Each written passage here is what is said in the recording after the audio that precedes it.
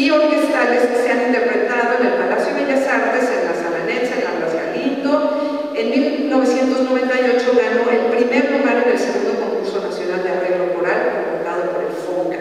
Además tuvimos el miércoles pasado en la Noche de Museos el privilegio de escuchar al coro Shirati, donde Irving canta y también toca el teclado unas canciones en hebreo maravillosas. Actualmente colabora para Enlace Judío, Diego, de Enlace, al que le agradecemos muchísimo porque es un sitio de internet que difunde todo el quehacer judío en México y del mundo por internet. Entonces, si ustedes quieren compartir esta charla con alguien que no pudo venir, se meten a Enlace Judío y la van a encontrar. Y eso es una labor de difusión cultural maravillosa que le agradecemos a Enlace Judío, en verdad.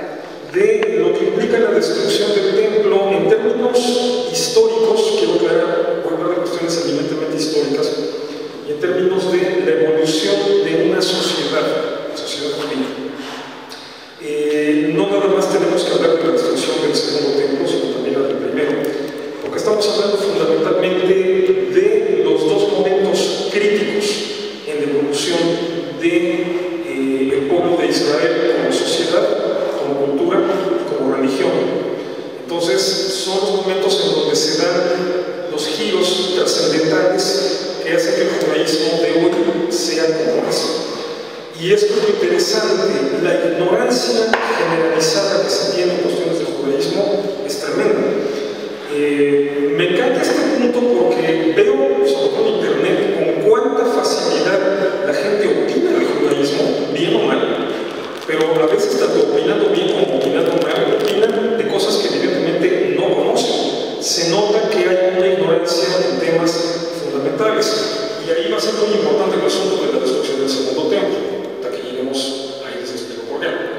Pero bueno, siguiendo con esta cuestión de la destrucción del primer templo, en el momento en que los babilonios llegan, conquistan Judea, primero la toman como estado vasallo hacia el año 605 antes de la era cristiana, y después el rey Sedequías, el último rey de Judá, todavía se le llama así el reino, se rebela, intenta integrar una alianza en contra de Babilonia. Viene la invasión ya en plan destructivo, arrasan Jerusalén, destruyen el templo y toman a un amplio contingente de la población y lo llevan exiliado a Babilonia. Coanim, los sacerdotes, no pudieron ofrecer ningún sacrificio, porque según el texto bíblico, según la tradición de Israel recopilada en el texto bíblico, no se permiten sacrificios fuera del templo de Jerusalén. Entonces, durante 50 años, por lo menos, estamos hablando de ningún sacrificio. Entonces, esto obliga al pueblo de Israel, no nada más a los sacerdotes, sino a todo el pueblo, a cambiar sus paradigmas religiosos. ¿Por qué? Porque hasta antes de la destrucción del templo, la idea que se tenía era la idea lógica en las culturas y en las religiones de ese tiempo. La religión son sacrificios. Me han preguntado frecuentemente, ¿por qué Dios instituyó sacrificios? No, Dios no instituyó los sacrificios. Los sacrificios se hacían, todas las naciones lo hacían. Lo que Dios le da al pueblo de Israel en la Torá es un nuevo sentido, un nuevo significado al sacrificio. El antiguo Israel, como todas las religiones de la antigüedad, estaba basado en un sistema ritual, es decir, el culto religioso se hacía por medio de sacrificios. Y todos los conceptos que giraban en torno a la casta sacerdotal que dirigía eso y los sacrificios que se hacían.